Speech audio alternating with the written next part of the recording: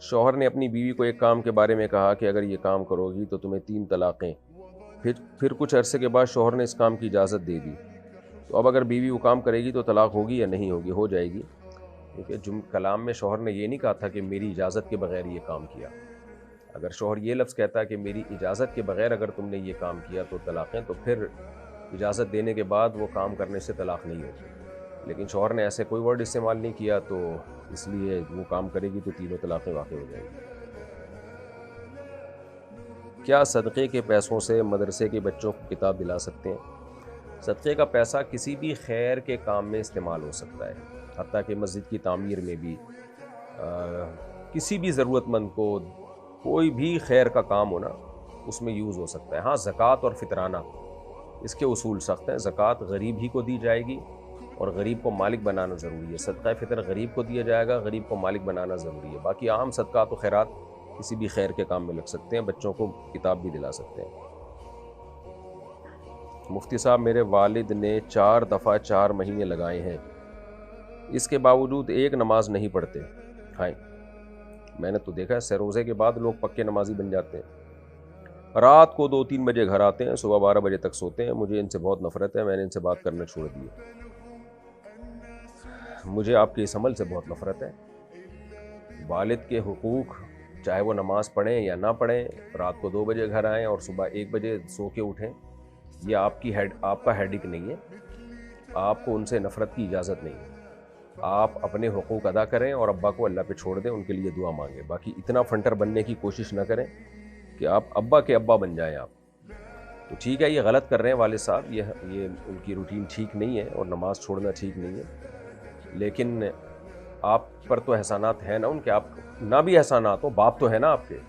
شریعت میں صرف احسانات کی بیس پہ رشتہ نہیں ہوتا، بلڈ ریلیشن کو اللہ نے سب سے زیادہ ویلیو دی ہے. باپ نے آپ کے لیے کچھ بھی نہ کیا ہو، پھر بھی آپ پر لازم ہے اس کا احترام کریں. آپ ابراہیم علیہ السلام کے والد نے تو قتل کی دھمکیاں دی تھی اور شرک کرتے تھے اور بت پرستی کرتے تھے. آپ کے والد یہ سب تو نہیں کر رہے نا، اور بلکہ ابراہیم علیہ السلام کو مجبور کرتے تھے بت پرستی پہ. ان سب کے باوجود ابراہیم علیہ السلام نے کہا سلام علیک، آپ پر سلامتی ہو. اور کیا کہا ابراہیم علیہ السلام نے؟ استغفر لک ربی، اور یا ابتی، میرے پیارے ابا، اس طرح کہہ کے خطاب کیا. تو ابا جو بھی کر رہے ہوں، آپ پر لازم ہے کہ آپ ان کے حقوق ادا کریں اور ان کے لیے دعا کریں. بس نصیحت بھی چھوڑ دیں، کیونکہ آپ نصیحت کریں گے اور مسئلہ خراب ہوگا. اچھا مفتی صاحب، مرد 2 رنگ والی قمیض پہن سکتا ہے یا اس کے کپڑوں کا رنگ ایک ہی ہونا چاہیے؟ پہن سکتا ہے بھائی، ان عجیب سا لگے گا. مرد 2 رنگ والے کپڑے پہنے گا تو عجیب سا لگے گا، بس باقی پہن سکتا ہے. مفتی صاحب، میٹل کی انگوٹھی پہن کر نماز پڑھنا جائز ہوگی یا نہیں؟ مرد کے لیے کسی قسم کی انگوٹھی جائز نہیں ہے، دھات کی انگوٹھی. تو میٹل کی انگوٹھی جائز نہیں ہے سوائے چاندی کے، بس. اور عورت سونے اور چاندی کی انگوٹھی پہن سکتی ہے بس. اور زیور کسی بھی دھات کا پہنا جا سکتا ہے. میں نے ایک مستحق فیملی کے لیے، مرد کے لیے نہیں، عورت کے لیے، میں نے ایک مستحق فیملی کے لیے بہت سے لوگوں سے پیسے جمع کیے، تو اب وہ پیسے اس مستحق فیملی کے علاوہ بھی کسی کو دے سکتی ہوں؟ نہیں، جس کا نام لے کر پیسے جمع کیے ہیں اسی کو دیے جا سکتے ہیں. اگر وہ مستحق نہیں ہے تو پھر دینے والوں کی اجازت سے کسی اور کو دے دیں. مفتی صاحب، میری شادی شدہ نند ہے، ہر وقت میرے گھر میں رہتی ہے، اپنے گھر نہیں جاتی ہے، میں بہت ٹینشن میں رہتی ہوں، کیا کروں؟ شادی شدہ نند کیوں نہیں جا رہی ہے آپ کے گھر میں؟ کیوں پڑ گئی؟ آ کے اپنے شوہر سے بولو کہ کچھ کرو، اس کو نکالو یہاں سے. شادی شدہ نندیں جب گھر میں آ کے رہتی ہیں، بہت بڑی، میں تصور کر سکتا ہوں کہ عورتوں کے لیے کتنی تکلیف کا ذریعہ ہوتی ہیں یہ چیزیں. تو اپنے شوہر کو بتائیں اور اپنے بھائیوں کو بھی بتائیں کہ وہ آپ کے شوہر سے بات کریں کہ نند کو گھر سے کس طریقے سے رخصت کیا جائے. اور اگر نند کے سسرال میں کوئی معاملات ہیں تو چیک کریں، وہاں بھی کوئی شادی شدہ نند ہوگی جو آ کے رہ رہی ہوگی، تو اس کو پہلے وہاں سے بھگوائیں. یعنی آپ کی نند جو آپ کے گھر میں آئی ہوئی ہے، اس کی وجہ یہ ہے کہ آپ کی نند اس کے گھر میں آئی ہوئی ہوگی. اور آپ جب یہ تحقیق کریں گی نا، تو وہ نند اس کے گھر میں آئی ہوئی ہوگی، جس کی وجہ سے وہ اس کے گھر میں آئی ہوئی ہوگی. تو یہ سلسلہ جا کے بہت دور تک پہنچے گا، کیونکہ زیادہ تر مسائل جب ہی ہوتے ہیں جب نند گھر میں آ کے پڑ جاتی ہے.